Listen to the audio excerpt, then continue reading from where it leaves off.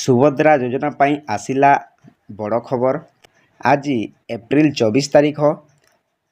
ମୁଁ ଗତ ଭିଡ଼ିଓ ମାଧ୍ୟମରେ ମୁଁ ଆପଣମାନଙ୍କୁ କହିଥିଲି ଯେ ଏପ୍ରିଲ 24 ତାରିଖରେ ସୁଭଦ୍ରା ଟଙ୍କା ଆସିବ ବୋଲି।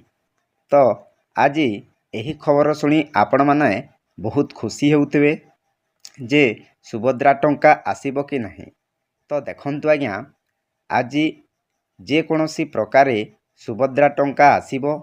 ତ ଏହି ସୁଭଦ୍ରା ଟଙ୍କା କେଉଁମାନେ ପାଇବେ, ଆଜି ମୁଁ ଆପଣମାନଙ୍କୁ ଏହି ଭିଡ଼ିଓ ମାଧ୍ୟମରେ ସବୁ କିଛି ଡିଟେଲ୍ସ କହିବି।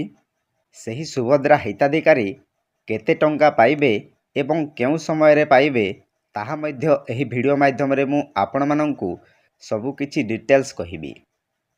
ତା ପୂର୍ବରୁ ଆପଣମାନଙ୍କୁ ଗୋଟିଏ ଅନୁରୋଧ, ଭିଡ଼ିଓକୁ ଗୋଟିଏ ଲାଇକ୍ କରନ୍ତୁ ଏବଂ ମୋ ଚ୍ୟାନେଲକୁ ପ୍ରଥମେ ଆସିଥିଲେ ଗୋଟିଏ ସବସ୍କ୍ରାଇବ୍ କରି ଅଲ୍ ନୋଟିଫିକେସନ୍ ଉପରେ କ୍ଲିକ୍ କରନ୍ତୁ। ଫଳରେ ଏହିପରି ହେଲ୍ପଫୁଲ୍ ନୂଆ ନୂଆ ଭିଡ଼ିଓ ଆପଣମାନଙ୍କଠାରେ ପ୍ରଥମେ ପହଞ୍ଚିବ। ତ ଦେଖନ୍ତୁ ଆଜ୍ଞା, ଏହି ସୁଭଦ୍ରା ଟଙ୍କା ଆଜି ଆସିବ। ଯେଉଁମାନେ ଏହି ସୁଭଦ୍ରା ଟଙ୍କା ପାଇଛନ୍ତି ବହୁତ ଖୁସିରେ ଅଛନ୍ତି ଏବଂ ଯେଉଁମାନେ ସୁଭଦ୍ରା ଟଙ୍କା ପାଇନାହାନ୍ତି ସେମାନେ ବହୁତ ଦୁଃଖରେ ଅଛନ୍ତି। ସେମାନେ ଚିନ୍ତା କରୁଛନ୍ତି କି ଆଜି ମୋର ସୁଭଦ୍ରା ଟଙ୍କା ଆସିବ କି ନାହିଁ। ତ ଦେଖନ୍ତୁ ଆଜ୍ଞା, ଆପଣମାନଙ୍କର ଯଦି ଡକୁମେଣ୍ଟସ୍ ଠିକ୍ ଅଛି ତାହେଲେ ସୁଭଦ୍ରା ଟଙ୍କା ଆଜି ନିଶ୍ଚୟ ଆସିବ। ମୁଁ ଆପଣମାନଙ୍କୁ ଅନେକ ଭିଡ଼ିଓ ମାଧ୍ୟମରେ କହିଥିଲି ଯେ ଆପଣମାନଙ୍କର ଡକୁମେଣ୍ଟସ୍କୁ ଫାଷ୍ଟ ଠିକ୍ କରନ୍ତୁ।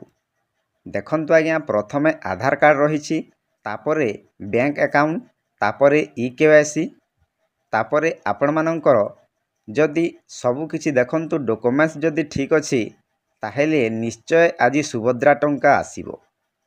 ତ ଦେଖନ୍ତୁ, ଆପଣମାନଙ୍କର ଆଧାର କାର୍ଡ଼ରେ ଯେଉଁପରି ନାମ ଅଛି ବ୍ୟାଙ୍କ ଆକାଉଣ୍ଟରେ ମଧ୍ୟ ସେହିପରି ନାମ ରହିବା ଆବଶ୍ୟକ। ଯଦି ଟିକିଏ ମଧ୍ୟ ଏପଟ ସେପଟ ହେଲେ ସୁଭଦ୍ରା ଟଙ୍କା ଆସିବ ନାହିଁ।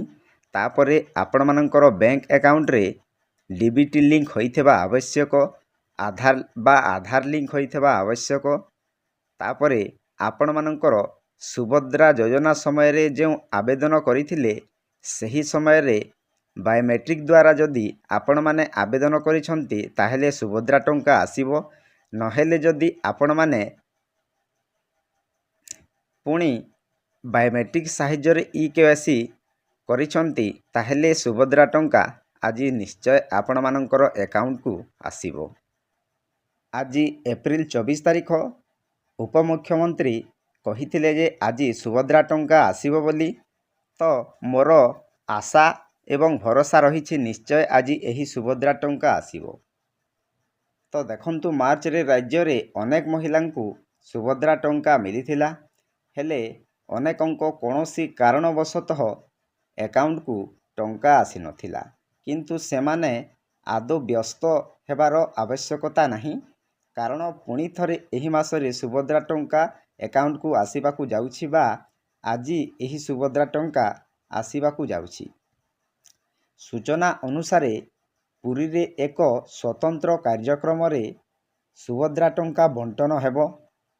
ତ ଏହି ସୁଭଦ୍ରା ଟଙ୍କା ଆଜି 12ଟା ସମୟରେ ଆସିବାର ବହୁତ ଆଶା ଭରସା ରହିଛି।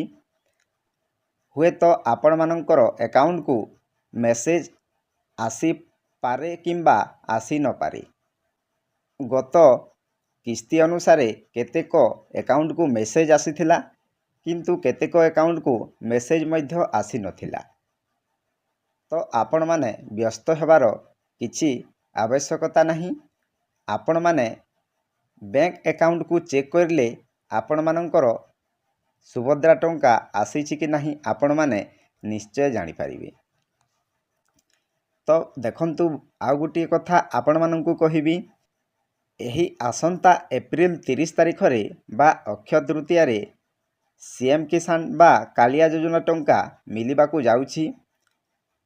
ତ ଆପଣମାନେ ଯଦି ଚାଷୀ ଅଟନ୍ତି ନିହାତି ଏହି ସିଏମ୍ କିଷାନ ବା କାଳିଆ ଯୋଜନା ଟଙ୍କା ପାଇପାରିବେ।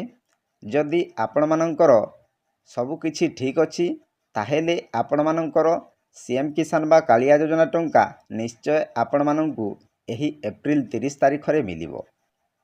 ତ ଏହି ଖବର ଶୁଣି ଆପଣମାନେ ମଧ୍ୟ ବହୁତ ଖୁସି ହେଉଥିବେ। ତାପରେ ସୂଚନା ଅନୁସାରେ ଅଯୋଗ୍ୟ ହିତାଧିକାରୀଙ୍କ ଦେଖନ୍ତୁ ସର୍ଭେ ପରେ ଏପ୍ରିଲ 24ରେ ପ୍ରଥମ କିସ୍ତିର ଷଷ୍ଠ ପର୍ଯ୍ୟାୟ ଟଙ୍କା ଦିଆଯିବ ବୋଲି ପ୍ରଭାତୀ ପରିଡ଼ା କହିଛନ୍ତି। 1,70,000 ହିତାଧିକାରୀଙ୍କ ଭିତରୁ ଯେଉଁମାନେ ଯୋଗ୍ୟ ଅଛନ୍ତି ସେମାନେ ପାଇବେ ବୋଲି ପ୍ରଭାତୀ ପରିଡ଼ା କହିଛନ୍ତି। ଦେଖନ୍ତୁ ଆଜ୍ଞା, ଏହି ସୁଭଦ୍ରା ଟଙ୍କା ନିଶ୍ଚୟ ଆଜି ମିଳିବାକୁ ଯାଉଛି। ଯଦି 1,70,000 ଭିତରେ ଯେଉଁମାନେ ଯୋଗ୍ୟ ଅଟନ୍ତି ନିହାତି ଏହି ସୁଭଦ୍ରା ଟଙ୍କା ଆଜି ନିଶ୍ଚୟ ଆପଣମାନଙ୍କର ଆକାଉଣ୍ଟକୁ ଆସିବ। ତ ଆପଣମାନେ ଅପେକ୍ଷା କରନ୍ତୁ, ନିହାତି ଆପଣମାନଙ୍କର ଆକାଉଣ୍ଟକୁ ଆସିଯିବ।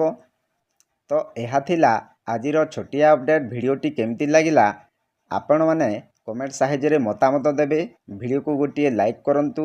ମୋ ଚ୍ୟାନେଲକୁ ପ୍ରଥମେ ଆସିଥିଲେ ଗୋଟିଏ ସବସ୍କ୍ରାଇବ୍ କରି ଅଲ୍ ନୋଟିଫିକେସନ୍ ଉପରେ କ୍ଲିକ୍ କରନ୍ତୁ, ଫଳରେ ଏହିପରି ହେଲ୍ପଫୁଲ୍ ନୂଆ ନୂଆ ଭିଡ଼ିଓ ଆପଣମାନଙ୍କ ଠାରେ ପ୍ରଥମେ ପହଞ୍ଚିବ। ତ ଭିଡ଼ିଓକୁ ଏଇଠି ଏଣ୍ଡ କରୁଛି। ଜୟ ଜଗନ୍ନାଥ।